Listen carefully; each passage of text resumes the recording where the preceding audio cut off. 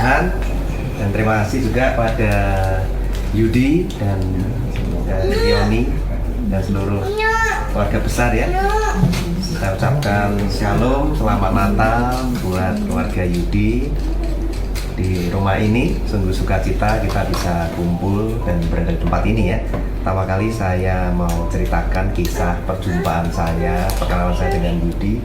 Pada saat itu di rumah saya kita berbincang-bincang, berdiskusi tentang Tuhannya orang Kristen. Dan singkatnya Yudi mengalami itu dan menyerahkan dirinya pada Tuhan Yesus dan dibaptis. Dan ini adalah pertemuan kedua yang semakin indah karena keluarga mau mendengarkan Injil keselamatan seperti yang Yudi sudah pernah dengarkan dan dia putuskan untuk memilih percaya. Jadi tema firman pada hari ini itu adalah tentang Natal ya. Ini kita sukacita karena ada pohon Natal, ada hiasan tentang Tuhan Yesus dan murid-muridnya ya. Jadi temanya adalah Natal itu bukti kepada dunia bahwa pada mulanya Allah itu ada. Ya, saya ulangi ya. Nah, temanya adalah Natal adalah bukti kepada dunia bahwa pada mulanya Allah itu sudah ada. Dan Allah datang ke dunia untuk mencari orang berdosa, untuk diselamatkan dan dibebaskan dari kegelapan dan hidup dalam terang Kristus. Ini temanya panjang karena bicara tentang Natal, dan pesan ini memang Tuhan taruh di hati saya khusus buat keluarga di tempat ini ya. Jadi saya ulangi, semoga kita bisa mengingatnya dengan baik. Kalau lihat pohon Natal menjadi tema kita, bahwa Natal adalah bukti kepada dunia, bukti pada keluarga ini juga, bahwa pada mulanya Allah itu sudah ada. Dan Allah datang ke dunia cari orang berdosa untuk diapain? Untuk diselamatkan dan dibebaskan dari kegelapan dan hidup dalam terang Kristus. Nah, pertama sebelum firman saya mau sedikit kasih intermezzo nih ya, mengenai arti nama dari anak-anaknya Yudi dan Leoni. Yang pertama Grehan Nagata ya. Saya ini hasil dari penyelidikan saya, hasil dari perenungan. Bisa benar, bisa salah. Jadi sebelumnya kalau ada yang kurang tepat, saya minta maaf ya langsung kepada Grehan dan Altar. Kalau Zaneta masih kecil belum begitu paham, nanti papa mamanya yang menjelaskan ya. Yang pertama adalah Grehan Nagata. Grehan Nagata ini artinya adalah orang yang memiliki tujuan hidup. Ya, nanti Grehan boleh cek. Dan kalau misalnya gini, kok artinya aku belum mengalaminya sekarang? Oh, sabar dulu, bisa jadi nanti dialaminya di usia-usia mendatang ketika Grehan makin bertumbuh. Demikian juga Altar. Tapi kalau sampai usia mendatang nggak mengalami, ya berarti Grehan dan Altar tinggal ingat tadi Om udah bilang di depan bahwa ada kemungkinan bisa tepat, bisa juga keliru, namanya manusia ya. Tapi kabar baiknya begini, nama yang diberikan papa dan mama ini tidak ada satupun yang Om selidiki namanya negatif, nggak ada. Semua mengandung nama yang baik dan positif ya. Jadi saya ulangi, Grehan Nagata itu adalah orang yang memiliki tujuan hidup, punya daya cipta, punya naluri yang baik, punya nurani yang tertarik akan hal agama. Dalam hal ini kekristenan. Itu hasil dari perenungan saya. Nanti kalian boleh cek ya. Semoga ingat ya, orang yang punya tujuan hidup, punya daya cipta, punya naluri yang baik, punya nurani yang tertarik akan hal agama, khususnya kekristenan. Itu Grehan Nagata.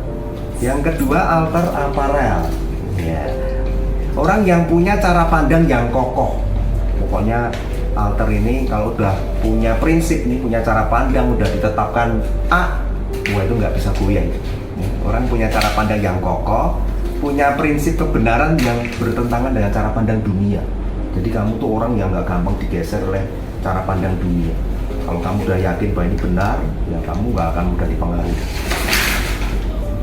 Suka mengekspresikan diri melalui ekspresi penampilan yang berani dan ekspresif. Kamu tuh orangnya berani untuk menampilkan diri kamu. Nah itu Altar Aparel. Yang ketiga Zaneta Severly. Nah Zaneta Severly pemberian Tuhan yang maha kasih. Orang yang suka bergaul, orangnya ekspresif dan menyukai hal di bidang seni. Nah, belum kelihatan ya, tapi ini yang saya lihat. Menyukai hal di bidang seni. Suka menjadi seorang konselor. Ya, nanti suatu hari dia besarnya akan jadi seorang konselor yang hebat karena dia punya empati yang tinggi terhadap orang lain. Pokoknya lihat orang itu dia mudah untuk berbelas kasihan dan dia bisa jadi seorang penasehat yang menolong banyak orang.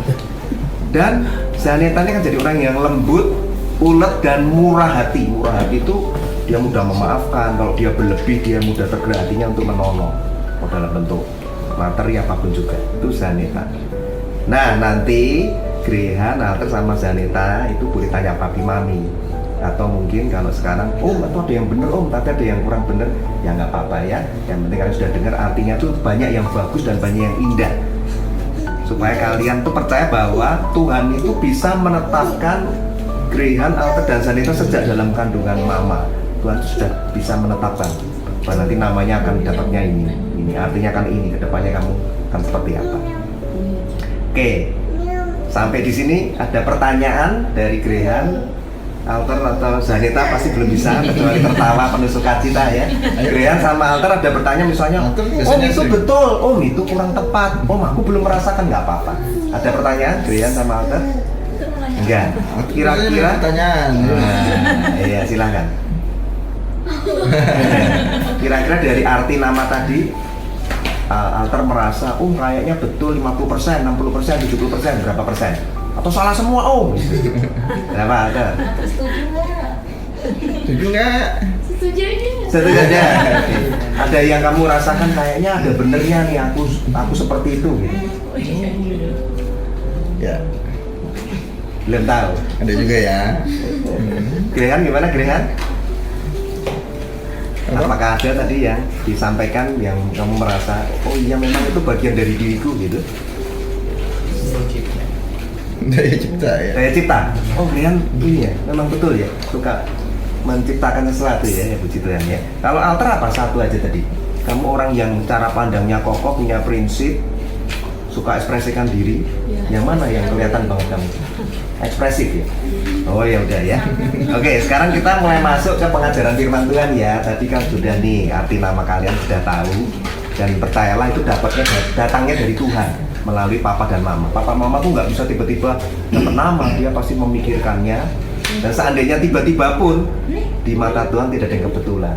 Dari nama itu Tuhan sudah bisa menetapkan kalian akan kedepannya menjadi orang yang seperti apa ya. Nah, sekarang kita mau masuk ke pelajaran yang penting tentang Natal. Supaya kalian tahu nih, ngapain sih orang Kristen tuh ngerayain Natal. Ngapain juga sih sekarang mama jadi iseng-iseng Natal, perasaan puluhan tahun yang lalu nggak pernah ada kayak begini gitu kan. Nah, sekarang kita mau belajar ya bahwa Natal itu apa tadi? Bukti kepada dunia kalau pada mulanya Allah itu sudah ada. Itu yang mau kita bahas. Yang kedua, ngapain sih ada Natal-Natal begini? Karena ternyata Natal itu bukti kepada dunia kalau pada mulanya Allah sudah ada. Itu yang ke satu. Yang kedua, bukti kepada dunia, berarti kepada kita semua, kalau Allah datang untuk cari orang berdosa, untuk diapain? Diselamatkan, dibebaskan dari kegelapan, hidup dalam terang Kristus. Nah, sekarang mau tanya nih, siapa Grehan, Alter atau siapapun di tempat ini yang merasa aku nggak pernah berbuat dosa kok, boleh angkat tangan. Mau belajar kok bisa hidupnya suci terus, hebat bener. Siapa nggak pernah berbuat dosa?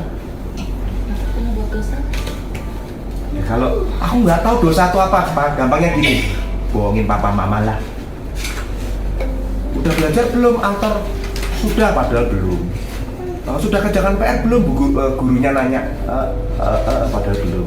Ya kurang lebih seperti itu contohnya. Jadi kita tuh pasti semua pernah berbuat dosa. Kita menyembunyikan hal-hal, tapi papa mama nggak tahu. Tapi lewat gadget kita selidiki hal-hal yang seharusnya belum usia kita untuk melihatnya, membacanya, mendengarnya. Ya, jadi itulah setiap orang itu sudah jatuh dalam dosa. Nah, ini yang kita mau belajar. Jadi yang pertama apa tadi? Ingat, Natal adalah bukti kepada dunia bahwa pada mulanya Allah itu sudah ada. Nah, kalau tema pertama itu pasti akan muncul pertanyaan gini, kalau gitu siapa dong yang ciptain Allah? Dari mana kita tahu kalau Allah itu ada? Allah itu siapa sih? Allah itu apa sih? Apa tujuan Allah menciptakan langit dan bumi, alam semesta, dan menciptakan manusia? Tujuannya apa manusia diciptakan Allah untuk lahir di dunia ini? Ada yang pernah bertanya-tanya dalam hidupnya seperti ini? Alter pernah bertanya nggak, kenapa sih Tuhan aku diciptakan di keluarga Papa Yudi dan Mama Leoni ini? Aku pengennya dilahirkan di keluarga pangeran di Inggris itu. Pernah nggak bertanya-tanya begitu? Tuhan tuh ada nggak sih? Ketawa berarti mungkin pernah ya. Nah sekarang kita bahas nih, siapa yang menciptakan Allah? Jelas tidak ada. Kenapa kok nggak ada yang menciptakan Allah? Karena Allah itu sudah ada dengan sendirinya di dalam kekekalannya. Allah itu kekekalan. Jadi kalau ditanya siapa penciptaan Allah, ya nggak ada. Karena Allah bersifat kekal. Sifat kekekalan Allah itu artinya Allah tidak ada ujungnya, tidak ada pangkalnya, tidak ada awalnya, tidak ada akhirnya, tidak ada juga penyebabnya, tidak juga diciptakan. Allah itu ada dengan sendirinya di dalam kekekalan. Ya kita mulai belajar ya, oh Allah tuh kayak gitu toh. Nah karena kita belajar dari kebenaran firman Tuhan yang disebut Alkitab, yang Papa mungkin udah punya Alkitab, di kitab Perjanjian Baru, di kitab Wahyu pasal 22 ayat 13, saya minta tolong Bu Oni nanti bantu aktif ya, kalau saya minta tolong bantu bacakan supaya lebih hidup ya. Di kitab Wahyu pasal 22 ayat 13 dikatakan begini, aku, ini yang ngomong Tuhan Yesus nih, aku adalah Alfa dan Omega. Apa artinya Alfa dan Omega? Yang pertama dan yang terkemudian, yang awal dan yang akhir. Tuh coba direnungkan, siapa yang awal dan akhir, yang pertama yang terkemudian ini? Nah Alkitab sudah memberitahu, oh nama Allahnya itu Tuhan Yesus. Nah manusia diciptakan oleh Allah di dalam kekekalannya. Jadi manusia karena diciptakan oleh Allah yang ada di dalam kekekalan, maka kita semua ini, manusia ini juga punya sifat kekal. Ini banyak orang nggak tahu karena nggak diberitahu dan nggak belajar. Nah manusia karena diciptakan Allah yang kekal, maka punya sifat kekekalan. Cuman bedanya Allah sama manusia apa? Ya jelas beda. Allah itu sudah ada dari sananya di dalam kekekalannya, yang awal dan yang akhir, yang terkemudian, Alfa dan Omega. Tidak ada ujungnya, tidak ada pangkalnya, ada dengan sendirinya, tidak ada yang menciptakan ya. Tapi kalau manusia punya sifat kekekalan, itu ada ujung awal keberadaannya karena diciptakan oleh Allah. Maka sejak altar lahir di bumi ini, itulah awal kemulaan altar, itulah awal kemulaannya gereja. Nah tapi itu awalnya, ujungnya gimana nih? Kalau Allah kan awalnya tidak diketahui, sudah ada sejak dari sononya. Altar sama gereja sudah ketahuan, awalnya di sini. Tapi kok katanya, tadi sifat kekekalan maksudnya gimana? Nah, ujung akhirnya kehidupan manusia inilah yang disebut kekekalan. Ini yang sering tidak diberitahu kepada seluruh umat manusia. Jarang agama memberitahu hal ini, dan ini diabaikan oleh seluruh orang di dunia ini. Bahwa ternyata manusia itu ada awalnya, tapi ujungnya ini adalah kekekalan. Kekekalan maksudnya apa? Jadi manusia nanti tidak bisa mengalami kematian, hanya bisa meninggal dunia. Tinggal di dunia, pada usia tertentu kita akan meninggal, maka disebut telah meninggal dunia. Itu meninggal dunia, meninggalkan dunia yang sementara ini. Terus selanjutnya bagaimana dong? Nah kita masuk dalam eternity, kekekalan, akan dilanjutkan pada kehidupan kekekalan selanjutnya. Ya hanya ada dua kekekalan. Kekekalan bersama dengan Allah, tinggal di dalam surga yang kekal, berarti hidup kekal yang di surga. Atau kekekalan yang dilanjutkan pada kematian kekal selama-lamanya di api neraka. Ya, jadi kita sudah mulai mengerti, oh ternyata manusia nggak bisa mati ya. Betul, manusia yang bisa meninggal dunia. Meninggal dunia itu artinya meninggalkan dunia ini sementara. Begitu kita tutup mata, melek mata, tubuh kita ada di kuburan, tubuh kita ada di tanah, tetapi jiwa dan roh kita akan dibawa Tuhan. Tinggal ada dua pilihan, kekekalan surga atau kepada kekekalan kematian di api neraka. Oleh sebab itu, kita sekarang mau baca di Wahyu pasal 20, judulnya tentang hukuman yang terakhir. Atau kalau bahasa gaulnya kita ini zamannya Krian sama Alter ini ngomongnya tentang the judgment day, hari penghakiman dunia atau hari kiamat. Apapun agamanya, semua orang itu percaya. bumi ini sudah semakin tua, galaksi ini suatu hari akan katanya crash lah. Pokoknya akan terjadi collapse, damage yang besar-besaran, di mana langit dan bumi sudah nggak ada di tempatnya lagi. The Judgment Day ya, jadi kalian bahkan film-film di Hollywood udah bikin kisahnya kan, akan terjadi kiamat dibikin filmnya nggak terjadi-jadi. Kita nggak tahu itu rahasianya Allah yang adalah kekal di kapan datangnya. Tapi semua agama mempercayai bahwa hari itu akan tiba. Nah, Alkitab sudah beritahu kekekalan tuh, hari kiamat atau penghukuman terakhir, penghakiman dunia itu kapan sudah diberitahu di Wahyu pasal 20 ayat yang ke-11 sampai 15. Silakan Bu Koni dibacakan. Hukuman yang terakhir, Wahyu 20. Lalu aku melihat suatu tahta putih yang besar dan Dia yang duduk di atasnya. Dari hadapannya lenyaplah bumi dan langit dan tidak ditemukan lagi tempatnya. Dan aku melihat orang-orang mati besar dan kecil berdiri di depan tahta itu. Lalu dibuka semua kitab dan dibuka juga sebuah kitab lain, yaitu kitab kehidupan. Dan orang-orang mati dihakimi menurut perbuatan mereka berdasarkan apa yang ada tertulis di dalam kitab-kitab itu. Maka laut menyerahkan orang-orang mati yang ada di dalamnya, dan maut dan kerajaan maut menyerahkan orang-orang mati yang ada di dalamnya, dan mereka dihakimi masing-masing menurut perbuatannya. Lalu maut dan kerajaan maut itu dilemparkanlah ke dalam lautan api. Itulah kematian yang kedua, lautan api. Dan setiap orang yang tidak ditemukan namanya tertulis di dalam kitab kehidupan itu, ia dilemparkan ke dalam lautan api itu. Wow. Amin. Amin ya. Kalian sudah dengar ya, Alkitab ngomong apa tentang hari kiamat itu? Yang ayat 11 tadi, aku melihat tahta putih yang gede, yang besar. Dan dia, siapa dia? Allah. Yang dalam kekekalan, maka yang disebut Tuhan Yesus itu duduk di atasnya, di atas tahta putih itu. Dari hadapannya lenyaplah bumi dan langit dan tidak ditemukan lagi tempatnya. Kalau nggak ada langit dan bumi ya berarti kiamat, habis semua. Mau sembunyi di mana? Om, aku mau bikin bunker bawah tanah, Om. Di Cina banyak orang kaya bikin bunker dari baja, Om. Tetap mati karena langit dan bumi tidak lagi ditemukan. Ada kesalahan satu rotasi aja juga sudah kolaps, di bumi bisa kena tumbukan yang hebat ya.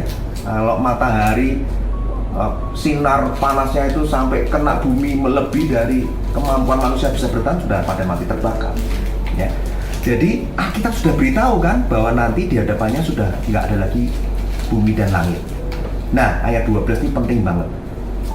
Dan aku melihat orang-orang mati besar dan kecil. Ini bukan ukuran badannya, tapi ini bicara usia. Ada seusia papa, ada seusia om, ada seusia opa, ada seusia oma. Orang besar dan ada yang kecil, ada seusia Alter, Graham, Zanetta. Berdiri di depan tahta itu. Tahta apa? Tahta pengadilan Tuhan Yesus yang akan menghakimi semua orang di dunia ini. Ini ada kata yang menarik, yang sangat penting. Alter sama Graham tahu nggak? Ada yang aneh nggak? Ada yang harus kita selidiki nggak? Dan aku melihat orang-orang mati, besar, kecil, tua, muda, berdiri di depan tahta itu. Ada yang tahu? Ada yang anehnya di mana? Loh, orang mati kan tidur apa berdiri? Iya, orang mati kan tidur, Om. Aku pernah diajak papa ke tempat orang layat, orang meninggal, ditaruh di peti, Om. Udah nggak bisa berdiri. Ngomong juga nggak bisa. Dimasukin ke kuburan kan, Om, di tanah kan. Udah jadi tengkorak, Om. Loh, tapi kok menurut firman Tuhan, orang mati besar, kecil, tua, muda akan berdiri depan tahta itu. Tadi yang Om bilang di awal, bahwa manusia itu diciptakannya karena Allah itu kekal. Manusia diciptakan oleh Allah yang kekal, membawa sifat kekekalannya. Sejak lahir di dunia ini, itu baru awalnya. Ujungnya bagaimana? Ujungnya inilah yang akan ikut kekekalan. Apakah kita akan berakhir di surga kekal atau di neraka yang kekal. Nah, makanya semua orang yang sudah mati atau meninggalkan dunia ini, itu berdiri semua nanti, dibangkitkan sama Tuhan. Jiwa dan rohnya akan bertemu dengan Tuhan Yesus dalam pengadilan yang terakhir nanti. Yang mengerti ya. Lalu dibuka semua kitab. Dan dibuka juga sebuah kitab lain, yaitu kitab kehidupan. Nah, ini ada dua kitab berarti. Yang pertama, semua kitab. Yang ini bicara semua kitab, ada banyak. Dan satu lagi, ada satu kitab, yaitu kitab kehidupan. Dan orang-orang mati dihakimi menurut perbuatan mereka.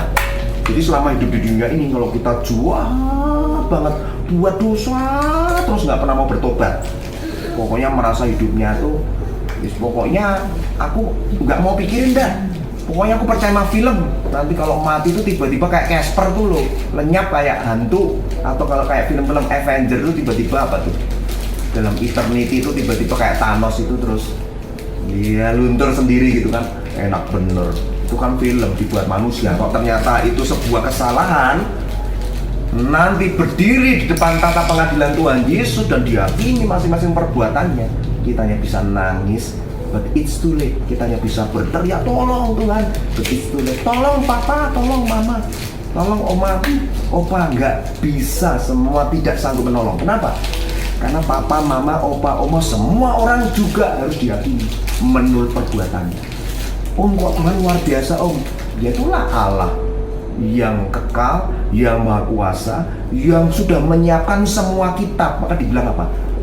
Lalu dibuka semua kitab loh, semua itu banyak banget. Fungsinya apa semua kitab itu?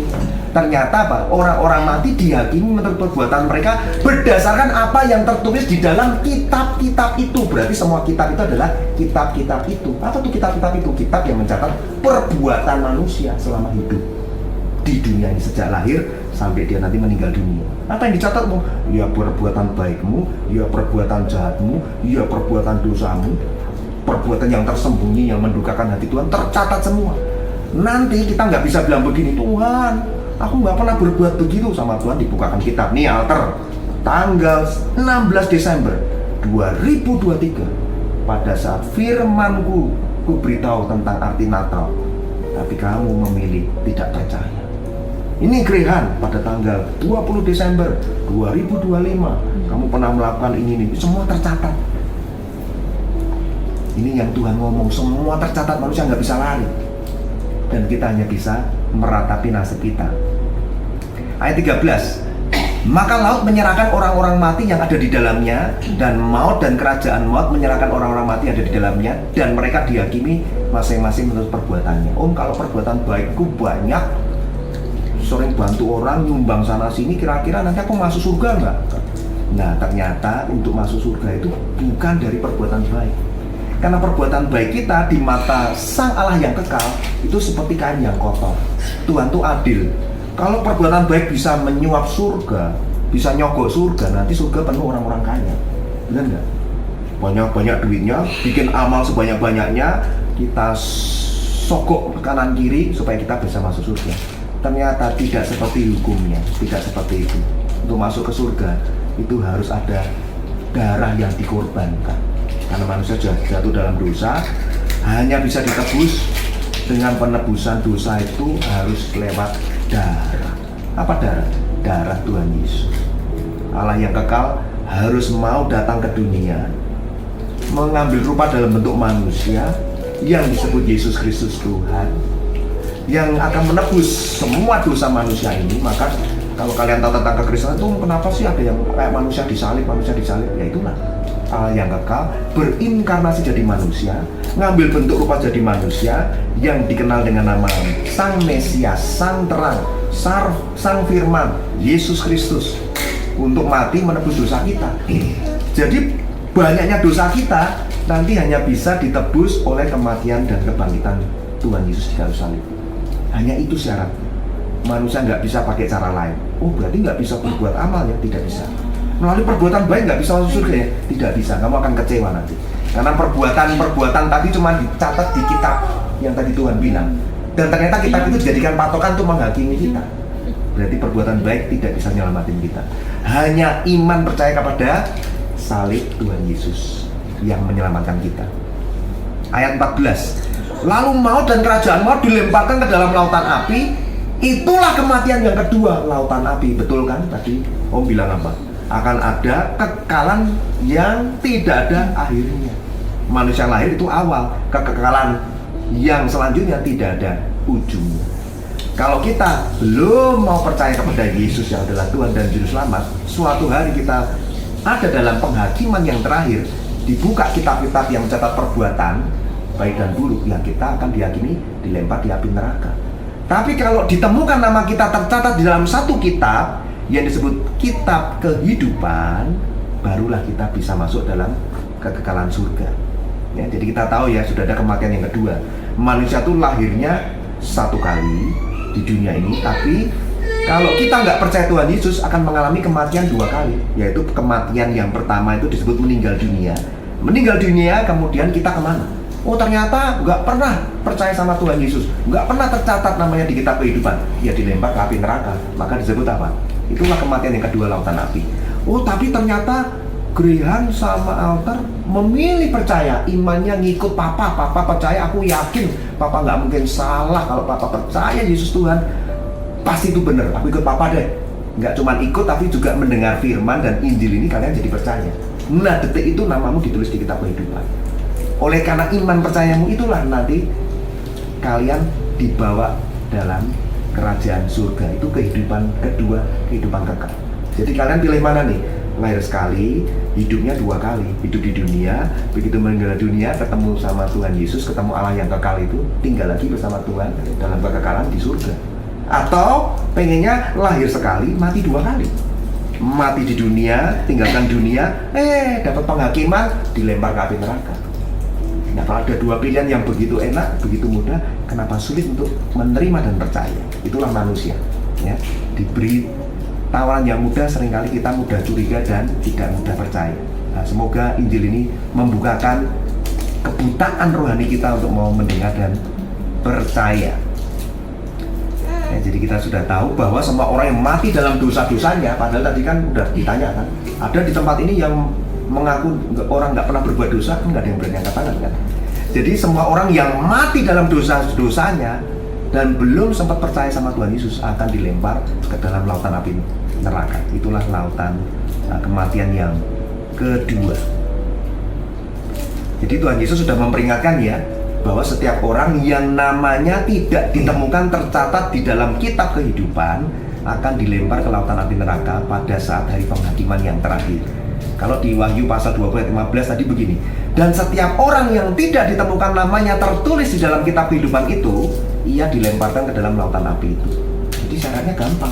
Yang penting pada saat penghakiman nanti kan dipanggil begini. Kalau misalnya ya ini nggak tertulis di Alkitab, tapi membayangkan imajinasi begini. Ketika pengadilan dibuka, pengadilan Tuhan Yesus dibuka nanti, dipanggil satu-satu lewat huruf abjad mulai dari A. Wah kebetulan.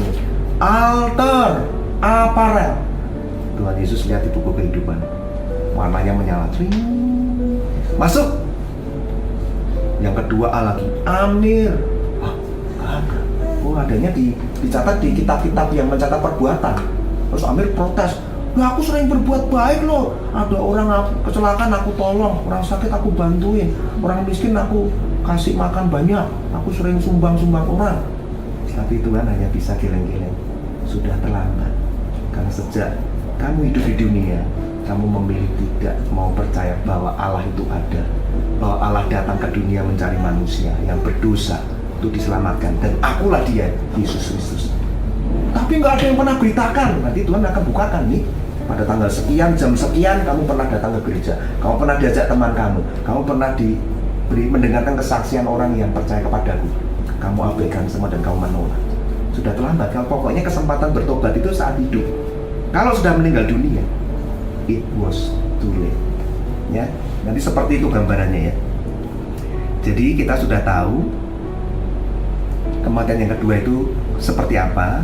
Lalu siapa sajakah orang-orang yang akan dilempar ke lautan api neraka? Ya gampang jawabannya. Yang mereka yang namanya tidak tertulis di kitab kehidupan. Apa itu kitab kehidupan?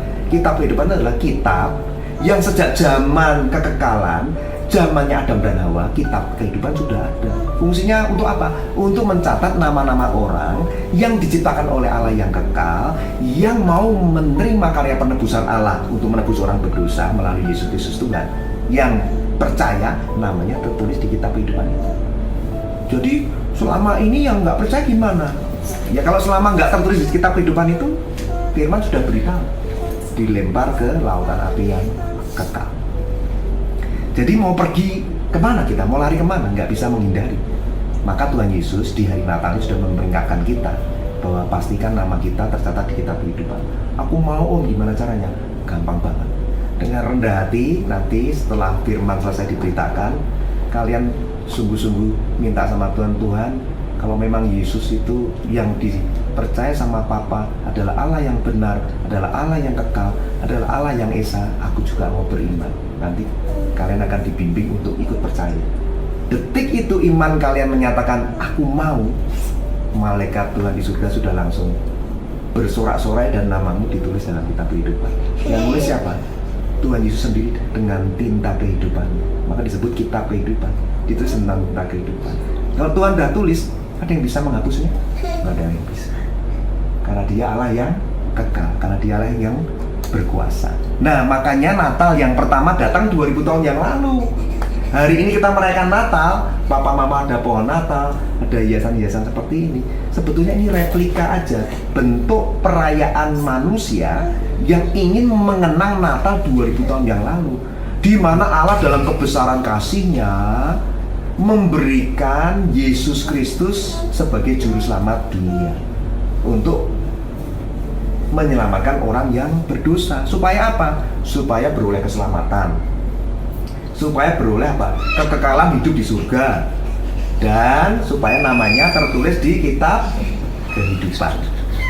Ya, jadi nanti cukup hanya dengan iman percaya, pasti tertulis dalam kitab kehidupan. Nah, kemudian yang kedua, terus taunya dari mana bahwa Allah itu sungguh-sungguh ada? Nah, ini jawabannya begini. Dari zaman dulu banyak orang pintar yang disebut para filsafat, ilmuwan, orang-orang merasa dirinya hebat dan cerdas. Terus-menerus mencoba menyelidiki dan mencari tahu keberadaan Allah.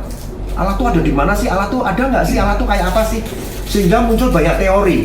Oh, mengerti nih, anak-anak muda sekarang tuh kritis-kritis, bahkan nggak mudah percaya, diselidiki lewat Google. Sehingga muncul teori manusia yang disebut argumentasi kosmologi, ontologis, hanya untuk membuktikan apa? Bahwa Allah tuh nggak ada, sehingga menjadi seorang ateis. Udahlah, nggak usah agama-agamaan. Dan memang saat ini kita bicara Natal sebetulnya bukan bicara agama, tapi bicara tentang Allah yang esa, yang datang cari orang manusia berdosa melalui Yesus Kristus Tuhan. Nah, tapi gini, keterbatasan dan kapasitas logika kita itu kan terbatas. Allah yang tidak terbatas menciptakan manusia dengan kapasitas otak, logika, pikiran yang terbatas. Maka lebih baik kan harusnya kita memilih rendah hati dong. Pilih aja rendah hati untuk belajar dari firman Tuhan. Jangan belajar dari Google, jangan belajar dari argumentasi, kosmologi dan ontologis yang mereka sendiri aja tidak tahu. Karena mereka itu kan mencoba mencari tahu dengan keterbatasannya. Tapi kalau firman Tuhan, Alkitab, itu adalah Allah itu sendiri, kekekalan itu sendiri. Jadi gimana kita tahu bahwa Allah itu ada? Mazmur 19 ayat kedua. Silakan dibuat. Mazmur 19 ayat kedua. Ini akan memberitahu bagaimana kita tahu bahwa Allah itu ada. Mazmur 19 ayat kedua. Ini di Alkitab ada di Perjanjian Lama, kitab Mazmur. Mazmur 19 ayat 2. Mazmur 19 ayat 2. Hari meneruskan berita itu kepada hari, dan malam menyampaikan pengetahuan itu kepada malam. Ayat 1. Langit menceritakan kemuliaan Allah, dan cakrawala memberitakan pekerjaan tangannya. Amin. Langit menceritakan kemuliaan Allah, dan cakrawala memberitakan pekerjaan tangannya. Berarti kalau kita nanya Allah ada di mana, itu lihat langit tuh. Alkitab sudah beritahu kalau lihat langit, harusnya kita tuh ngerti ini nggak mungkin ada begitu saja. Maka firman sudah beritahu langit menceritakan kemuliaan Allah, bahkan cakrawala memberitakan pekerjaan tangan Allah. Nggak mungkin itu ada dengan sendirinya, ya. Jadi kalau kita berpikir dengan pikiran kita yang terbatas, ya kita pasti nggak akan bisa menemukan Allah. Ya, jadi sekarang nih kalau Anda masih bertanya-tanya nih, apakah alam semesta ini sudah ada dengan sendirinya atau Allah yang menciptakan alam semesta ini? Maka kalian sudah tahu jawabannya ya, bahwa alam semesta itu diciptakan Allah sesuai dengan apa yang tadi Alkitab sudah katakan ya, bahwa langit menceritakan kemuliaan Allah dan cakrawala memberitakan pekerjaan tangannya.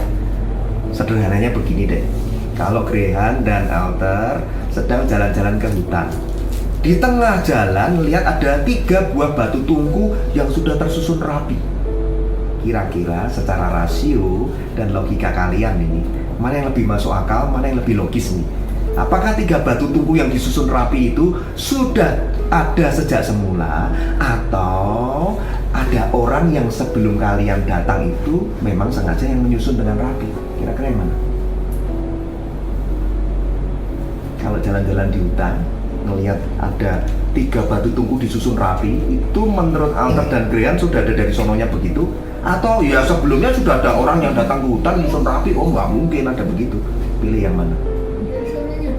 Dari sononya. Kalau Grehan? Ya. Jadi kalau mau pakai rasio dan logika, tentu kan kalian akan bilang begini, itu pasti karena ada orang yang membawa dan menyusun 3 batu tungku tersebut. Betul nggak? Secara rasio dan logika pasti bilangnya apa? Ada orang yang membawa dan menyusun 3 batu tungku tersebut. Lebih masuk akal begitu dong, bener nggak sih? Tapi tadi jawaban kalian tuh keren banget loh. Artinya apa? Iman kalian lebih tinggi dari rasio. Kalau tanya ini ke orang-orang, pasti jawabnya yang kedua. Itu pasti sebelumnya ada orang yang mau naik gunung, jalan lewat hutan, sudah bawa 3 batu tungku dan disusun rapi. Tapi kalian lebih memilih yang imannya polos ya, nggak berpikir rasio yang tinggi. Jawabannya bagus. Tapi kebanyakan orang pasti akan jawabnya nggak mungkin ada di situ. Misalnya ini nih, ada 3 batu tungku tersusun rapi ini. Ini pasti ada orang yang nyusun. Oh, nggak mungkin om datang duduk di sofa sudah seperti ini. Ini jangan-jangan Zaneta ini keisengan nyusun ini, begitu kan? Nah, kurang lebih seperti itu ya. Kan nggak mungkin kan tiba-tiba ada seperti itu. Nah, demikian juga dengan keberadaan alam semesta ini. Kalau kalian lihat langit, lihat alam galaksi, bulan, bintang, secara logika mana yang lebih masuk akal? Sudah ada dengan dari sononya seperti itu tersusun rapi, atau ada Allah yang menciptakannya? Yang mana? Ya pasti jawabannya ya karena Allah dengan kemahakuasaannya yang telah menciptakan alam semesta dan segala isinya sesuai dengan apa yang difirmankannya. Nah, ini saya kasih contoh lagi nih biar lebih jelas ya. Ada 2 orang ilmuwan. Ilmuwan tahu ya, kan daya cipta tuh. Ada 2 orang ilmuwan, mereka saling bersahabat. Yang satu percaya kalau Allah itu ada, yang satunya ateis. Pokoknya nggak percaya Allah itu ada, dan nggak percaya kalau alam semesta itu diciptakan Allah. Nah, mereka bersahabat baik nih. Nah, suatu kali, contohnya Alter ini buat contoh yang nggak percaya ya. Grehan ini yang percaya buat contoh aja nih. Tapi om yakin dua-duanya akan percaya nih. Nah, suatu kali yang ateis ini, yang nggak percaya ini, pergi berkunjung ke rumahnya yang percaya. Pergi ke rumah yang Grehan. Terus melihat ada lemari seperti itu. Di dalam lemarinya kalau ini kan isinya mainan. Nah, waktu Alter melihat, wih Grehan, keren banget. Apa yang dilihat sama Alter? Melihat bahwa si Grehan itu punya lemari isinya miniatur alam semesta. Wih keren banget, ada bulan, bintang, bumi, galaksi, pokoknya keren banget. Pernah yang lihat miniaturnya alam semesta, pernah tahu ya? Di pelajaran sains kan kalian tahu kan? Nah, Alter ngeliat itu kaget. Langsung nanya sama Grehan, Han, lu keren banget ini, miniatur alam semesta ini. Siapa yang buat? Terus si Grehan jawab, nggak ada yang buat, itu sudah ada dari sononya. Ya pokoknya tiba-tiba, ujuk-ujuk, tahu-tahu udah ada di lemari ya seperti itu. Alter marah karena dia pakai rasio, dia kan marah. Hai, lu jangan ngawur dong. Lu kira gua gila, Han? Nggak mungkin miniatur sebagus ini ada tiba-tiba dalam lemari. Pasti ada seseorang yang membuat dan menaruh di lemari dong. Jangan-jangan papa, gitu kan? Nah, langsung Grehan jawab begini pada Alter yang tadi jadikan contoh yang ateis atau nggak percaya itu. Alter, kamu baru melihat miniaturnya aja, lu langsung tahu bahwa itu nggak mungkin ada dengan sendirinya. Pasti ada yang membuat. Orang yang begitu ahli, detail membuat sebagus itu. Demikian juga kalau kamu lihat langit, bintang, bulan, matahari yang sebegitu besar, sebegitu agung, sebegitu luar biasanya. Kok kamu nggak percaya kalau ada yang membuat? Yaitu namanya Allah. Itu tadi 2 ilmuwan. Sudah mengerti ya gambarannya? Jadi alam semesta yang yang membuat. Jadi alam semesta ini ada yang membuat ya. Langit dan bumi ada yang membuat. Alkitab sudah beritahu sejak awal. Maka tadi Mazmur 19 mengatakan langit menceritakan kemuliaan Allah, cakrawala memberitahu pekerjaan tangan Allah. Nah, tapi ada lagi nih, ada manusia yang bebel banget nih. Udah dikasih ilustrasi tadi, 2 contoh ilmuwan, yang satunya percayalah sama yang enggak. Ada juga yang masih ngeyel, masih bebal hati, nggak mudah percaya. Terus dia ngomong begini, coba buktikan Allah itu ada di mana. Coba beritahu saya di mana Allah itu berada. Kalau saya dapat melihat Allah, saya akan percaya kalau Allah itu ada. Wih, luar biasa ya, udah dibuktikan tadi masih nggak percaya. Maka kita akan baca di Yohanes 4 ayat 24. Karena dia minta bukti tuh, aku mau lihat Allah. Padahal udah dikasih ilustrasi, harusnya udah langsung, iya. Miniatur alam semesta aja ada yang bikin. Oh, soal alam semesta yang sebagus ini nggak ada yang bikin. Allah itu ada yang bikin Allah. Tapi dia minta bukti lebih. Di mana Allah itu berada? Aku mau lihat Allah. Wah, menuntut lebih. Yohanes 4 ayat 24. Yohanes 4 ayat 24. Allah itu roh, dan barang siapa menyembah Dia harus menyembahnya dalam roh dan kebenaran. Allah itu yang eksis, yang sejak semula sudah ada, itu bentuknya roh. Jadi kalau Allah itu roh, ya kita nggak bisa lihat dengan kasat mata. Tapi apa yang tidak bisa dilihat bukan berarti itu tidak ada. Contoh, Yuri Gagarin. Kalau kalian suka googling Yuri Gagarin, ada yang tahu nggak? Ini orang Soviet, orang yang pertama berhasil pergi ke luar angkasa. Pokoknya dia mengklaim dirinya orang yang pertama kali di dunia ini yang berhasil pergi ke luar angkasa. Tentu ya pakai pesawat luar angkasa dengan kecepatan super tinggi, 200.000 supersonik gitu ya. Dia bilang, aku udah sampai ke luar angkasa, aku sudah keliling mencari di mana-mana. Aku cari surga, aku cari neraka, aku cari alam. Nggak ada tuh, omong kosong, aku nggak menemukan semuanya. Alkitab itu omong kosong, bohong. Wow, dengan sombongnya Yuri Gagarin ngomong seperti itu. There is no God, there is no heaven, there is no hell. Nah, tiba-tiba ada seorang pendeta dari Amerika Serikat yang berani memberi tanggapan si Yuri Gagarin, orang Soviet yang sombong ini. Dia bilang begini, ya tentu saja kamu nggak menemukan di mana Allah berada, di mana surga dan neraka berada. Kenapa? Karena kamu masih pakai pakaian astronotmu dan kamu masih dalam pesawat luar angkasamu. Coba kalau kamu berani keluar dari pesawatmu, lepaskan baju astronotmu, maka aku jamin detik kamu lepaskan, detik itu juga kamu akan menemukan neraka. Wah, ini jawabannya luar biasa. Langsung mematahkan ketidakpercayaannya. Ya. Jadi sekalipun surga dan neraka itu tidak ada dalam penglihatan manusia yang terbatas ini rasionya, bukan berarti surga neraka itu nggak ada loh di dalam realita. Hati-hati. Ya. Kasih contoh lagi, biar lebih mantap. Ada seorang profesor, namanya profesor itu udah melebihi Graham dan Alter ya, melebihi orang yang punya daya cipta. Ini orang sekolahnya tinggi. Nah, tapi sayangnya profesor ini ateis. Udah dijelaskan berkali-kali, kayak tadi dijelasin begitu detail. Atau memilih, aku nggak percaya, aku pokoknya nggak Tuhan-Tuhanan, nggak Allah-Allahan. Jadi ini disebut profesor ateis. Suatu hari karena dia profesor yang sangat tersohor, mengajar di sebuah kelas. Ini universitas yang sangat terkenal. Nah, profesor ngomong seperti ini kepada semua mahasiswa-mahasiswinya, pada para siswanya. Dia bilang begini, siapa di tempat ini, hai para murid, yang pernah melihat Allah, angkat tangan. Ada yang berani angkat tangan karena nggak ada satupun yang pernah lihat kan, karena Allah itu roh. Mereka nggak berani angkat tangan. Terus profesornya makin sombong, makin tuh kan, nggak ada. Gua tanya lagi yang kedua ya, coba dijawab. Siapa yang pernah meraba Allah? Nggak ada yang berani jawab, nggak ada yang berani angkat tangan karena melihat aja nggak bisa bagi meraba Allah. Langsung profesornya dengan makin sombong bilang begini, nah makanya mahasiswa nih, saya beritahu ya, tidak ada Allah. Karena tidak bisa dilihat dan tidak bisa diraba. Waduh, semua pada sedih, pada bingung gimana yang jelasinnya ya. Ini profesor pintar banget. Tiba-tiba ada seorang mahasiswa Kristen, ya orang biasa, ya mungkin kayak Graham gitu lah, belum banyak mempelajari tentang detail tentang Alkitab, tapi diilhami oleh Roh Kudus, diilhami oleh Roh Allah, dia berani angkat tangan. Ini kisah nyata ya, ini kisah nyata. Angkat tangan dan tiba-tiba mahasiswa ini angkat tangan dan ngomong ke profesornya begini, profesor, izin, saya boleh nggak bertanya ke teman-teman saya ini, boleh nggak profesor? Nah, profesornya bilang, oh silakan. Nah akhirnya si mahasiswa Kristen ini ngomong begini ke teman-temannya di kelas itu ya.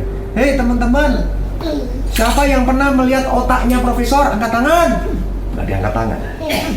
Terus teman mahasiswa Kristen nanya lagi, hei teman-teman, siapa yang pernah meraba otak profesor ini? Angkat tangan. Nggak ada juga yang angkat tangan. Nah, jadi teman-teman, karena otak profesor ini tidak pernah ada yang bisa melihat, tidak ada yang pernah bisa merabanya, maka kesimpulannya profesor ini tidak punya otak. Ngerti ya? Paham kan? Jadi apa yang tidak kelihatan bukan berarti hal itu nggak ada. Sampai sini cukup mengerti ya, Graham dan Alter ya. Terus kurang bukti, dibuktiin lagi deh. Siapa yang percaya bahwa listrik itu ada, angkat tangan. Graham Alter percaya listrik itu ada. Buktinya apa? Ini lampu bisa nyala karena pasti ada listrik. Ini lampu kelap-kelip nyala, apalagi itu. Handphone bisa terus nyala karena ada baterai habis dicas, butuh listrik juga.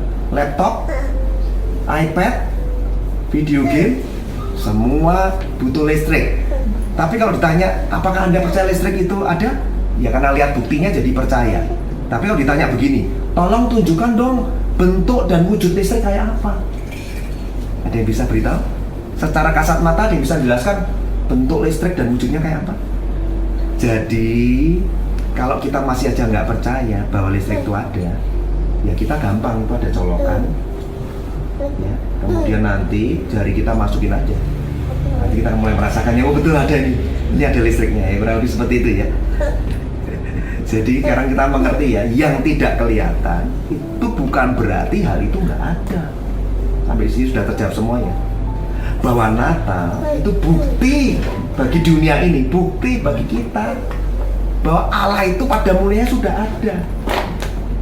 Nah kalau begitu aku mau percaya, sekarang aku yakin bahwa Allah itu sudah ada sejak mulanya. Tapi pertanyaannya Om, siapa nama Allah itu? Nah tadi udah berkali-kali disinggung ya sama Om Johan, sama Om Cahya, bahwa nama Allah itu adalah Yesus Kristus ya. Ibrani 11 ayat ketiga. Ibrani 11. Jadi kalau mau menjawab Allah itu siapa, Allah itu apa, Ibrani 11 ayat 3. Ibrani 11 ayat 3. Karena iman kita mengerti bahwa alam semesta telah dijadikan oleh firman Allah, sehingga apa yang kita lihat telah terjadi dari apa yang tidak dapat kita lihat. Wow, dalam banget ya. Tapi ya, Allah itu luar biasa, sudah beritahu ya. Jadi gimana dong, aku ini rasionya terbatas, tapi aku mau percaya. Makanya sudah diberitahu di Ibrani 11 tadi. Maka gunakan iman. Karena iman kita jadi mengerti bahwa alam semesta ini telah dijadikan oleh karena firman Allah. Sehingga apa yang kita telah lihat telah terjadi dari apa yang tidak dapat kita lihat. Nah, sekarang mau kita belajar dari Kejadian 1 ayat ke-1. Kejadian 1 ayat 1 ini berbicara seperti ini.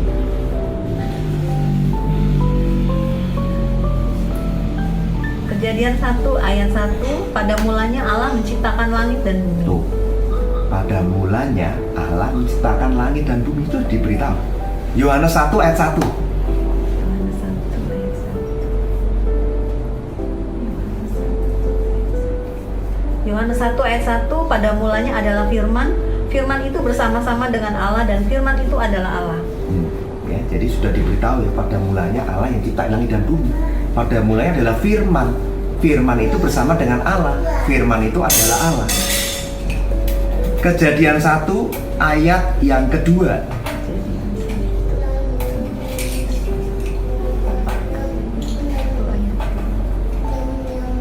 Kejadian 1 ayat 2. Bumi belum berbentuk dan kosong, gelap gulita menutupi samudera raya, dan roh Allah melayang-layang di atas permukaan air. Wow, jadi tadi ada Allah, ada firman, dan ada roh Allah. Nanti kita mau belajar nih ya.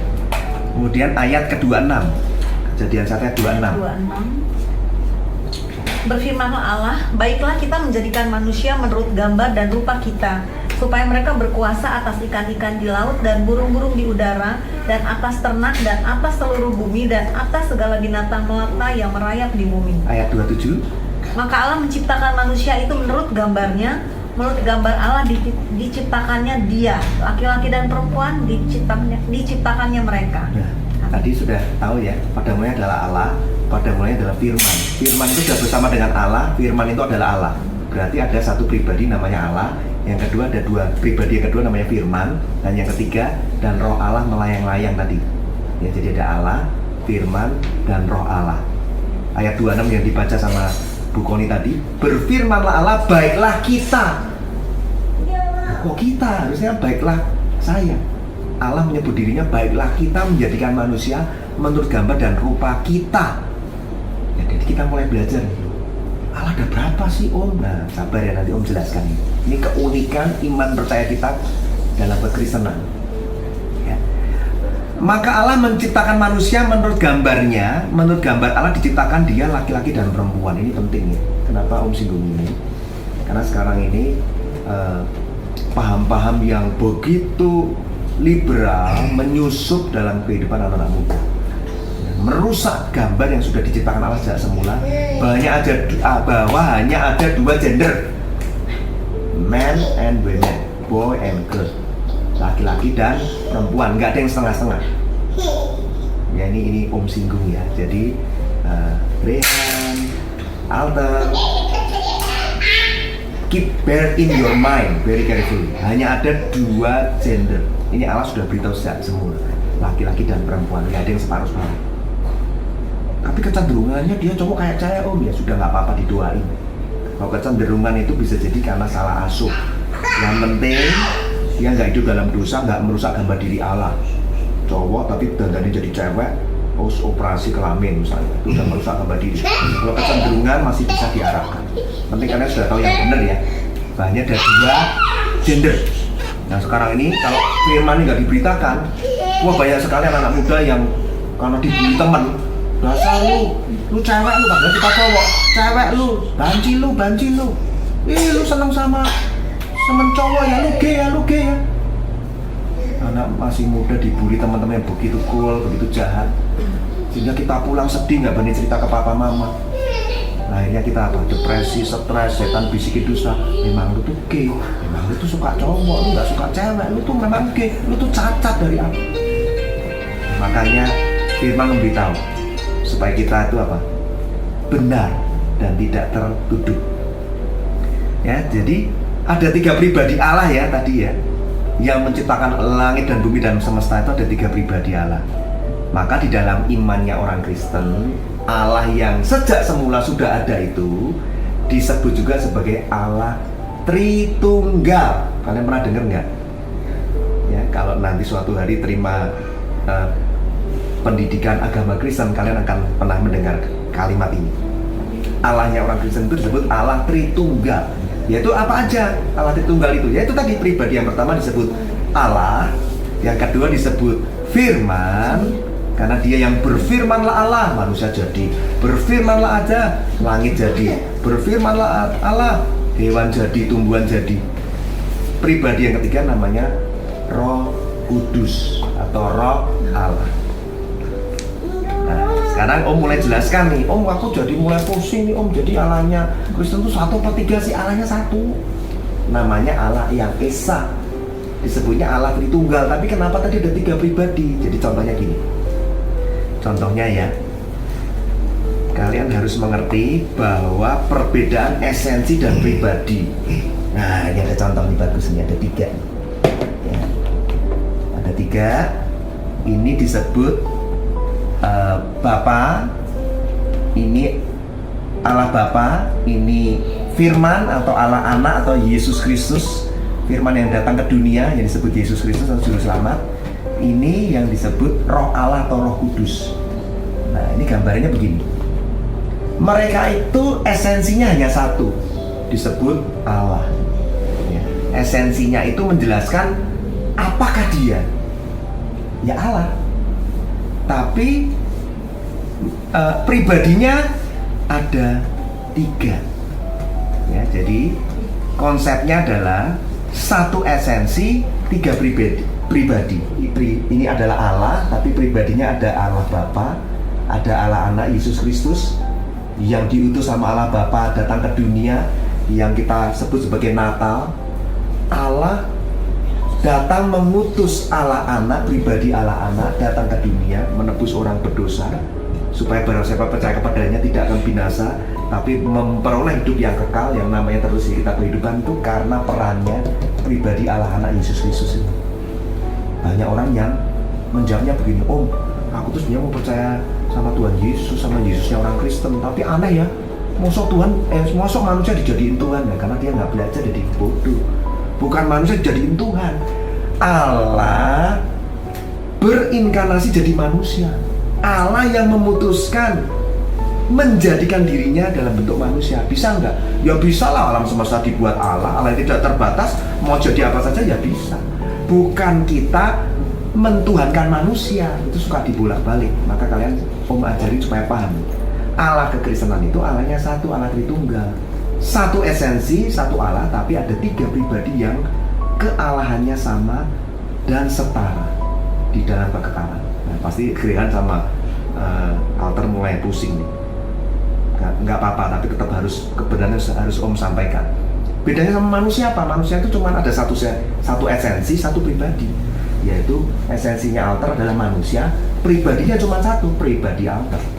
Tapi kalau Allah esensinya satu, yaitu Allah yang Esa, tapi pribadinya ada 3. Pribadi Allah Bapa yang berinisiatif menciptakan manusia dan seluruh seisinya, dan ada pribadi kedua yaitu Allah Anak yang disebut Firman yang jadi manusia, atau yang disebut Yesus Kristus yang diutus untuk datang ke dunia menebus dosa manusia, harus matinya pun di kayu salib, harus sampai berdarah-darah. Kenapa? Karena untuk menebus dosa manusia harus lewat darah yang dikorbankan. Karena manusia itu sudah jatuh dalam dosa. Dan Allah Roh Kudus.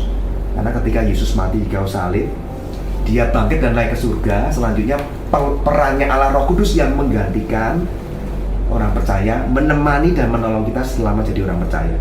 Jadi misalnya kalau papa tiba-tiba berdoa terus dia menangis, itu karena peran Allah Roh Kudus yang menjamah hatinya papa sehingga dia sulit bisa berkata-kata, tapi dia bisa merasakan bahwa hari ini juga Allah ada di sini, hari ini juga Yesus Kristus ada di sini. Nanti Allah Roh Kudus ini juga berperan untuk terus menggemburkan hatinya Grehan, hatinya alter, hatinya tante, hatinya mama. Untuk apa? Dijamah oleh Roh Kudus untuk mau memilih percaya. Itu peran Allah Roh Kudus. Kita tidak bisa lihat wujudnya karena Roh Kudus adalah roh. Tapi ingat, yang tidak terlihat belum tentu artinya tidak ada. Sudah dijelaskan ya. Itu tentang Allah Roh Kudus, tentang Allah Tritunggal. Nah, di Ulangan 6 ayat keempat, ini supaya kalian ngerti, di Alkitab pun ditulisnya Allah itu Esa. Ini buktinya, Ulangan 6 ayat yang keempat. Ulangan 6 ayat 4, dengarlah hai orang Israel, Tuhan itu Allah kita, Tuhan itu Esa. Tuh, ketuhanan yang Maha Esa, itu Pancasila. Tapi Alkitab Ulangan 6 ayat 4 juga sudah beritahu, dengarlah hai orang Israel, Tuhan itu Allah kita, Tuhan itu Esa. Nah, kata Esa dalam bahasa Ibraninya itu disebut Ehad. Ehad ini artinya kesatuan ya, artinya kesatuan, bukan bentuk tunggal tapi artinya kesatuan. Jadi Allah yang Esa itu bukan artinya ada 3 Allah ya, sudah ngerti ya, tapi hanya satu Allah. Allah yang Esa itu adalah satu hakikat Allah yang keberadaannya memiliki 31 pribadi, di mana setiap pribadi itu sama kesetaraannya di dalam kekekalan dan punya kehendak yang sama. Jadi Allah Tritunggal, kalau kalian bilang, orang Kristen kok nyembah 3 Allah, kalian sudah mengerti ya, siapa bilang Allah cuma satu, Allah Tritunggal, Allah yang Esa.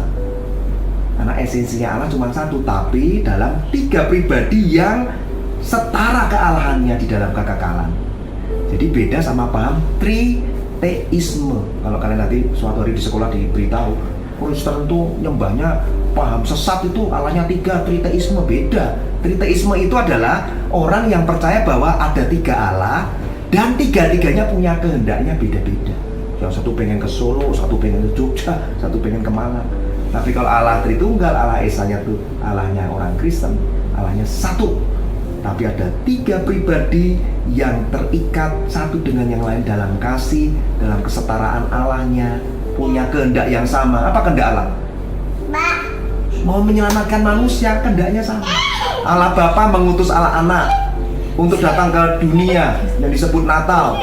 Tuhan Yesus dikorbankan di kayu salib dan dia berseru, Tuhan ampuni mereka, ini Tuhan orang berdosa, ampuni mereka. Sehingga Tuhan mati. Semua orang yang punya iman kepada kematian Tuhan Yesus di kayu salib dan bangkit, nah dialah yang akan menerima karya keselamatan. Dan Roh Kudus dicurahkan untuk menolong iman kita bertumbuh. Udah paham ya sampai sini ya? Jadi sekarang ini kalau Grehan sama altar berpikir begini, kalau Allah itu bisa aku mengerti dengan pikiranku dengan mudah dan dengan tuntas dan dengan sempurna, maka sebenarnya Allah itu bukanlah Allah yang sesungguhnya. Kenapa? Kalau kita bisa mengerti dengan sempurna tentang Allah, sesungguhnya ya Allah itu bukan lagi Allah. Yang jadi Allah siapa ya? Berarti altar dan Grehan yang jadi Allah. Kenapa? Karena kualitas otak kita ini kan terbatas. Mencoba memahami Allah yang begitu luar biasa yang menciptakan kita yang terbatas ini. Allah yang tidak terbatas ciptain manusia yang terbatas. Manusia yang terbatas pengen mencoba mengerti Allah yang tidak terbatas, ya sulit. Maka dalam ruang misteri dan paradoks inilah kita tuh harus punya iman yang mudah percaya. Apalagi sudah jelasan lumayan detail ya. Dan kita tuh harus mudah percaya bahwa pemilik alam semesta itu sangat murah hati, mau menyatakan dirinya sebagaimana dia ada. Ada juga yang bilang itu konsep Allah Tritunggal itu dibuat manusia. Ini jawabnya gampang. Kalau konsep Allah Tritunggal itu buatan manusia, lalu untuk apa manusia menciptakan konsep Allah Tritunggal yang tidak mudah dipahami dan punya resiko ditentang banyak orang? Nanti ya kalau misalnya itu Allah Tritunggal itu buatannya manusia, nah akan banyak orang yang bilang sesat. Ternyata Allah Tritunggal bukan konsep manusia. Yang kedua, jika Allah kita bukan Allah Tritunggal, maka kasih tidak bisa menjadi sifat Allah. Maka kita beruntung, karena Allah Tritunggal, maka kasih itu ada di dalam sifatnya Allah kita. Ada Allah Bapa, ada Allah Anak, ada Allah Roh Kudus. Mereka bisa saling mengasihi. Jadi Allah tuh nggak perlu menciptakan manusia dulu, baru kita punya sifat kasih. Karena di dalam kekekalan 3 pribadi Allah tadi, Allah itu sudah bersekutu di dalam kasihnya. Baru dia ciptakan manusia. Baiklah kita menciptakan manusia menurut gambar dan rupa kita. Waktu ngomong rupa kita tuh rupa 3 pribadi Allah yang sempurna di dalam kekekalan ini. Dan kasihnya yang sudah Allah miliki ini, yang sudah dibuktikan oleh ketiga pribadi ini, maka diciptakanlah manusia. Sampai sini paham ya? Nah sekarang kita buka di Roma 11 ayat 33. Roma 11 ayat 33. Roma 11 ayat 33 sampai 34. Ya. Oh alangkah dalamnya kekayaan, hikmat dan pengetahuan Allah. Sungguh tak terselidiki keputusan-keputusannya dan sungguh tak terselami jalan-jalannya. Sebab siapakah yang mengetahui pikiran Tuhan, atau siapakah yang pernah menjadi penasihatnya? Tuh, sekarang kita jadi ngerti kan? Iya ya, alangkah dalamnya kekayaan, hikmat dan pengetahuan Allah ya. Sungguh tak terselidiki keputusannya, sungguh tak terselami jalannya. Siapa yang bisa tahu pikiran Tuhan? Siapa yang pernah jadi penasihatnya Tuhan? Ya nggak ada. Jadi sekarang kita sudah mengerti ya, bahwa Allahnya orang Kristen itu Allah yang Esa, yang dikenal dengan Allah Tritunggal. Yang ada satu esensi yaitu Allah, tapi ada 3 pribadi, yaitu Allah Bapa, Allah Anak atau Yesus Kristus yang disebut Natal, dan Allah Roh Kudus. Ya, semoga kalian paham ya. Dan ketiga pribadi itu semuanya sama-sama Allah, punya kesetaraan keilahiannya dalam kekekalan. Mereka itu punya tekad kehendak yang sama. Bukan triteisme, bukan 3 Allah, tetap satu Allah dalam 3 pribadi yang saling mengasihi. Sekarang Om tutup. Natal jelas sudah menjadi bukti kepada dunia, kepada keluarganya Papa dan Mama ya, keluarga Papa Yudi ya, bahwa Allah itu pada mulanya sudah ada. Please jangan memilih jadi orang ateis. Please jangan memilih menjadikan dirimu sendiri jadi Allah. Karena suatu hari cepat atau lambat kita nggak pernah tahu. Kita bisa jatuh sakit, kita bisa yang disebut meninggal dunia. Nggak jaminan loh. Kan harusnya yang meninggal yang tua dulu dong. Oh, misalnya opa, oma, siapa bilang? Coba di googling. Anak-anak muda juga ada yang meninggal dunia dulu karena berbagai masalah, karena sakit. Belum beberapa lama itu ada anak-anak muda yang dari lulusan sebuah sekolah ya, sekolah swasta di Alam Sutra kalau nggak salah. Mereka baru pada pulang, anak-anak kan disekolahkan di luar negeri, terus pulang, terus reuni, naik mobil dengan kecepatan tinggi, daftar pelantik semua meninggal kecuali satu sopirnya. Itu semua orang tuanya berduka semua. Terus bagaimana? Ya, kita hanya bisa berharap dan berdoa kalau ini keluarga Kristen dan anak-anaknya sudah pernah mendengar kebenaran ini. Sekalipun dia harus diizinkan Allah mengalami kematian melalui kecelakaan, melalui misteri kehidupan yang dengan cara yang celaka seperti itu, dan mereka harus mati kalau sudah pernah dengar kebenaran Injil ini. Ya buat mereka bukan kematian yang mengerikan. Kenapa? Sudah hidup, dipanggil pulang sama Tuhan, meninggal dunia walaupun masih muda, tapi dia sudah tahu jalannya. Puji Tuhan, hore, aku bertemu dengan Allah Sang Pencipta, Allah yang pernah ku dengar, Allah yang ku percaya, yang ku sembah dalam nama Tuhan Yesus Kristus. Dia dibawa dalam kehidupan kekal kedua bersama dengan Bapa di surga dalam kekekalan hidup di surga. Wow, bagaimana mereka yang masih muda, sejak muda nggak pernah dengar Injil keselamatan, nggak pernah tahu apa arti Natal. Umur manusia nggak ada yang tahu. Kalau kecelakaan harus datang, sakit penyakit harus datang, dan dia harus meninggal dunia. Ya, dia berarti ada di sisi satunya, kekekalan yang kematian kekal di api neraka. Jadi jangan sampai kita sudah dengar firman kebenaran ini, tapi kita masih sulit untuk percaya. Ya, karena tadi Om sudah jelaskan sangat jelas ya. Nah, Natal yang kedua yang sebagai penutup adalah Natal bukti kepada dunia bahwa Allah datang untuk cari orang berdosa. Untuk diapain Om? Kita memang sudah dosa semua, aku udah terlalu sering bohong lah. Mau papa, mama, mau guru, mau teman, semua udah gua bohongin semua. Ya jangan putus asa.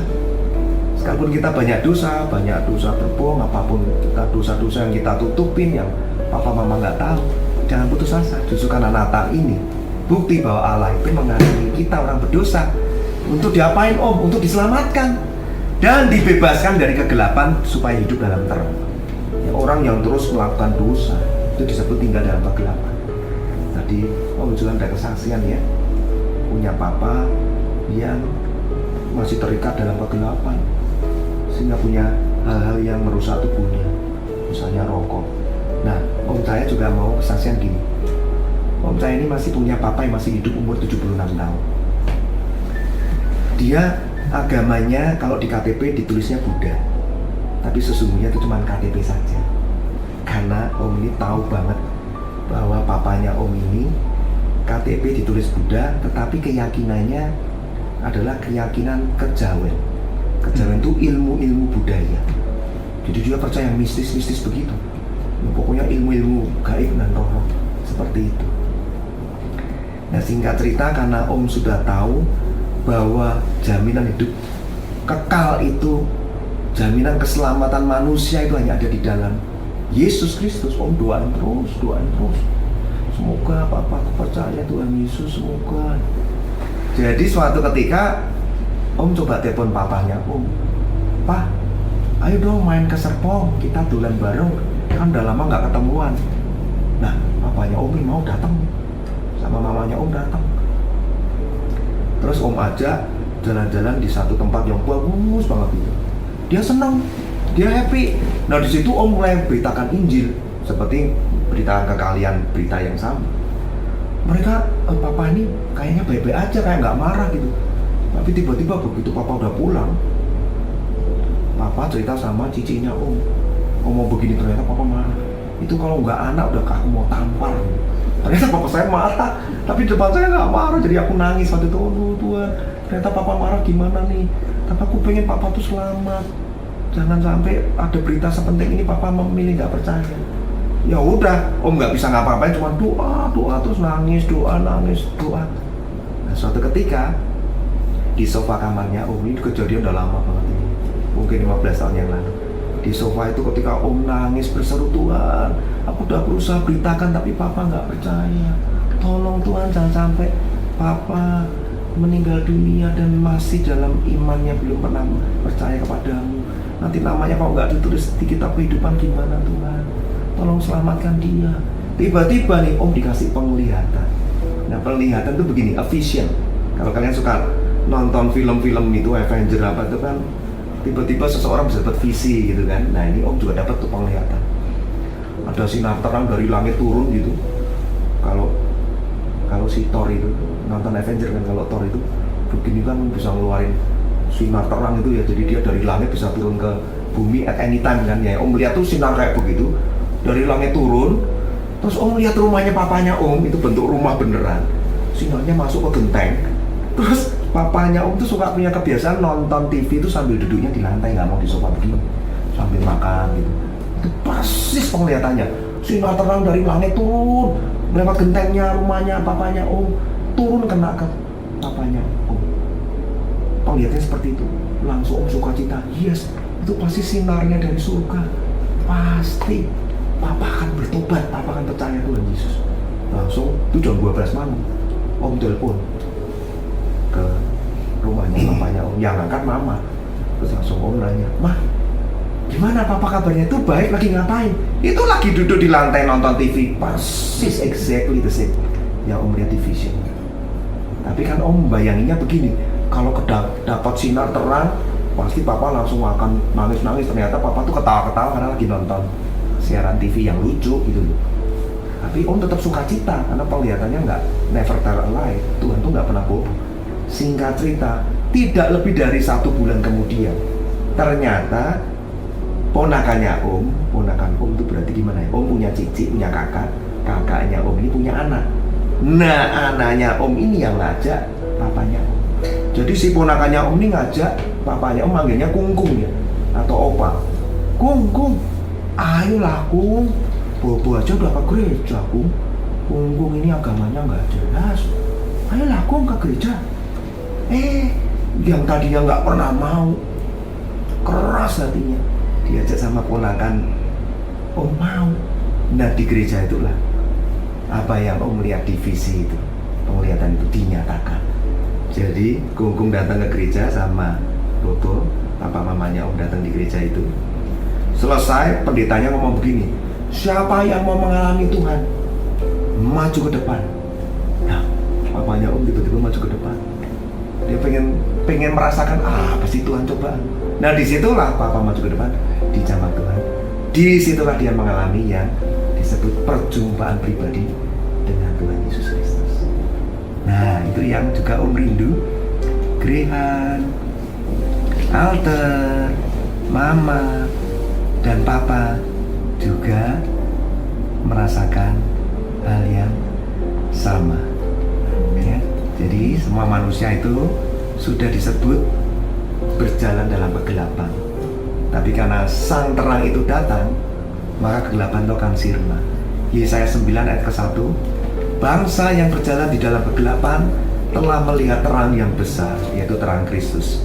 Mereka yang diam di negeri kekelaman, atasnya terang itu telah bersinar. Jadi pesan Injil itu sudah diberitahukan sejak ribuan tahun yang lalu. Sejak Adam dan Hawa jatuh dalam dosa, Allah sudah memberitakan Injil bahwa nanti akan ada seorang anak lahir, yaitu Yesus Kristus, yaitu Allah yang berinkarnasi jadi manusia, yaitu pribadi Allah yang kedua yang diutus datang ke bumi, yaitu anak Allah, anak tunggal Allah, yaitu firman, yaitu Yesus Kristus datang ke dunia untuk menebus dosa semua orang yang berdosa. Ini mau ditebus oleh darah Yesus. Roma 10 ayat 9 sampai 10. Ini syaratnya kalau kita mau nama kita ditulis di kitab kehidupan. Roma 10 ayat 9 sampai 10. Roma 10 9 sampai 10. Sebab jika kamu mengaku dengan mulutmu bahwa Yesus adalah Tuhan dan percaya dalam hatimu bahwa Allah telah membangkitkan Dia dari antara orang mati, maka kamu akan diselamatkan. Karena dengan hati orang percaya dan dibenarkan, dan dengan mulut orang mengaku dan diselamatkan. Wow, simpel banget ya. Ternyata untuk bisa masuk dalam kehidupan kedua, kekekalan bersama Bapa di surga, itu syaratnya gampang. Nggak perlu bawa-bawa sesajen, bawa-bawa bunga, nggak perlu sembah-sembah patung yang adalah buatan manusia. Kalau kita tadi manusia yang penuh logika, harusnya kan memikirnya begini, ngapain juga ya gua sembah patung ini yang gua anggap sebagai Tuhan dan Dewa gua, padahal dibuat oleh manusia.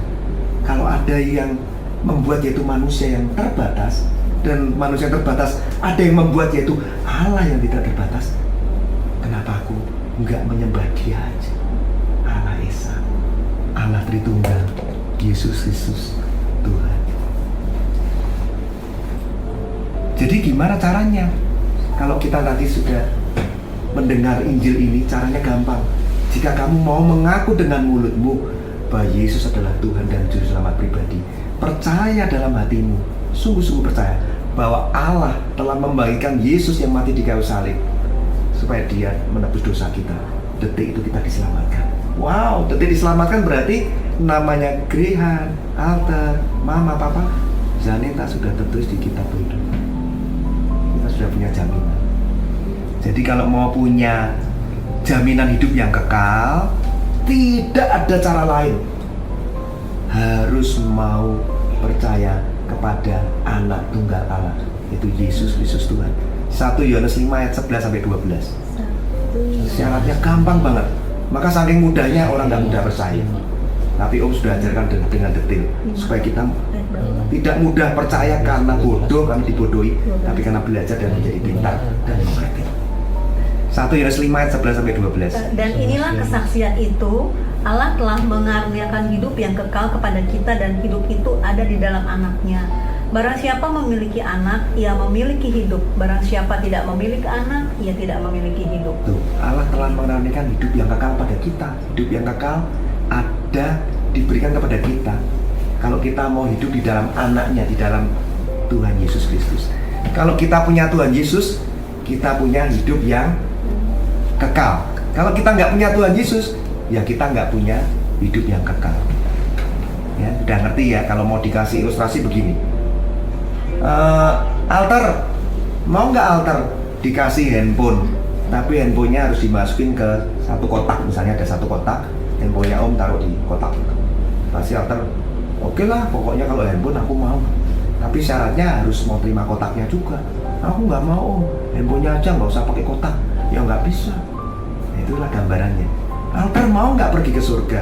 Altar mau nggak terima anugerah keselamatan hidup yang kekal suatu hari bersama dengan Tuhan di surga? Mau dong Om, tapi syaratnya ya harus mau terima dan percaya sama Yesus Kristus Tuhan. Aku nggak mau, yang nggak akan terima anugerah kekal. Udah ngerti ya ilustrasinya ya? Oke, kalau gitu semuanya sudah jelas. Hengki bisa pegang gitarnya. Om tutup dengan kalimat begini.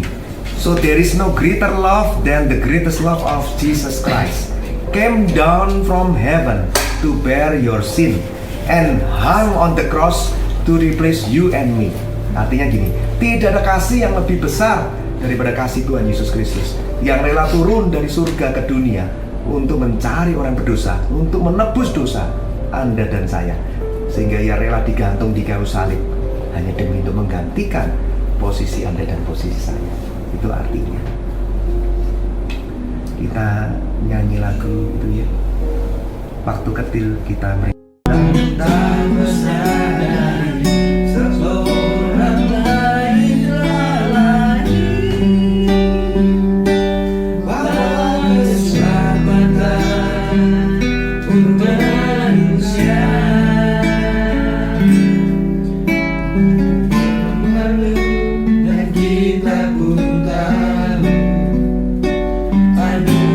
yang besar dari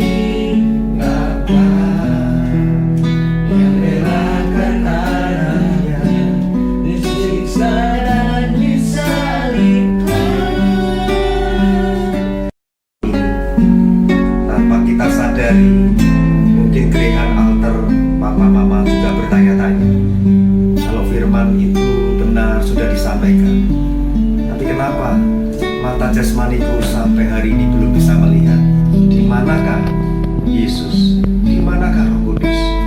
Tapi kalian sudah tahu kebenarannya, bahwa Allah adalah Roh. Apa yang tidak dapat dilihat oleh mata jasmani bukan berarti bahwa itu tidak ada. Langit telah menceritakan bukti kemuliaan Allah datang. Perbuatan Allah yang begitu besar telah dinyatakan dengan terciptanya cakrawala dan galaksi dan segala apa yang menjadi ciptaannya. Kita dapat melihatnya saat ini. Biarlah saat ini kita memilih untuk rendah hati, belajar menjadi orang percaya yang dengan iman yang sederhana mau berkata, Tuhan, kalau hari ini Natal yang diberitakan dari tadi, yang dikatakan bahwa Natal adalah bukti bahwa sejak pada mulanya Engkau telah ada, Allah sudah ada sejak semula, maka aku mau belajar percaya. Ampuni aku ya Tuhan, karena aku sejak jadi dilahirkan di bumi ini, aku selalu menjauhi akan Engkau. Aku mencari Allah-Allah versi diriku sendiri. Aku mengabaikan bahwa sesungguhnya ada Allah yang benar, bahwa sesungguhnya ada Allah Tritunggal, bahwa sesungguhnya ada Allah Anak yang disebut Yesus Kristus, Firman yang telah jadi manusia, Sang terang yang ajaib itu, yang telah menghapuskan kegelapan dunia dan kegelapan orang-orang berdosa. Yesus Kristus yang adalah Tuhan dan Juru Selamat orang berdosa telah ada di tempat ini. Firman telah diberitakan, Injil keselamatan diberitakan, Roh Kudus melayang-layang di tempat ini. Sekalipun mata kita tidak melihat, tapi saat ini saya minta Roh Kudus mulai bekerja dengan hormat. Allah Roh Kudus yang Maha Suci dan Maha Agung, Kau ditinggikan di tempat ini. Datanglah ya Allah Roh Kudus dengan kemuliaan, karena Kau mengasihi keluarga di tempat ini. Kau mengasihi Yudi, Kau mengasihi Leon, Kau mengasihi Greha, Alter, dan juga Zaneta, juga Tante di tempat ini. Kau datang, Kau ada di tempat ini, Kau mengutus kami di tempat ini karena ada maksud dan rencana yang indah. Kau telah memanggil keluarga ini jadi orang-orang pilihan, jadi keluarga yang terpilih, jadi keluarga yang Kau panggil untuk diselamatkan dan memperoleh hidup yang kekal. Yohanes 10 ayat ke-28. Demikianlah firman Tuhan, dan aku memberikan hidup yang kekal kepada mereka, juga kepada keluarga ini.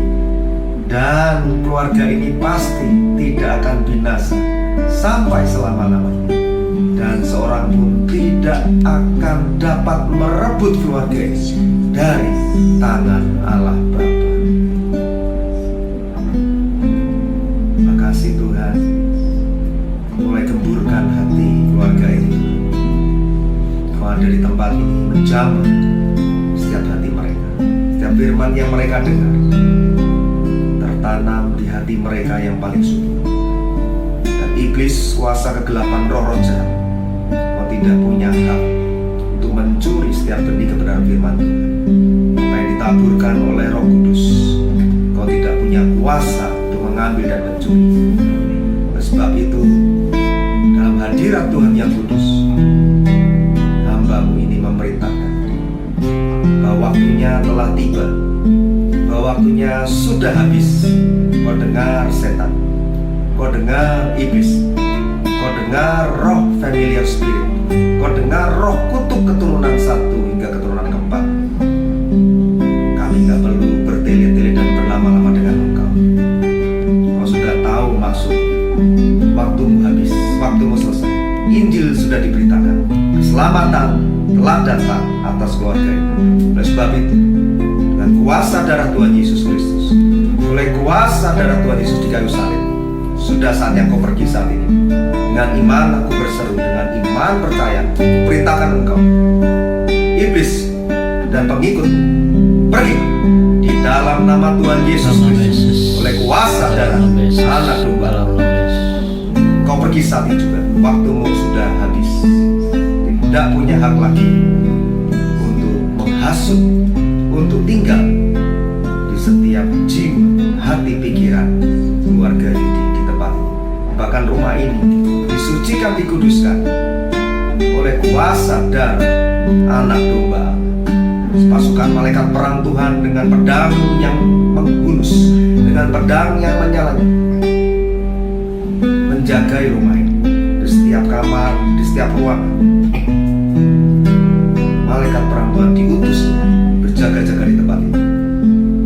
Dan setiap roh-roh yang telah pergi itu tidak bisa kembali lagi, mengembara di tempat yang tandus, dan jangan kembali lagi di tempat ini. Dalam nama Tuhan Yesus. Sebelum saya doakan Yudi, Hatiku percaya,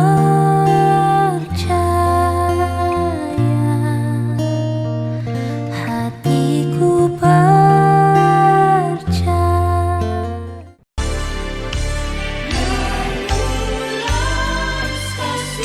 Kasihan-Mu Bapa, penuhi hati kami.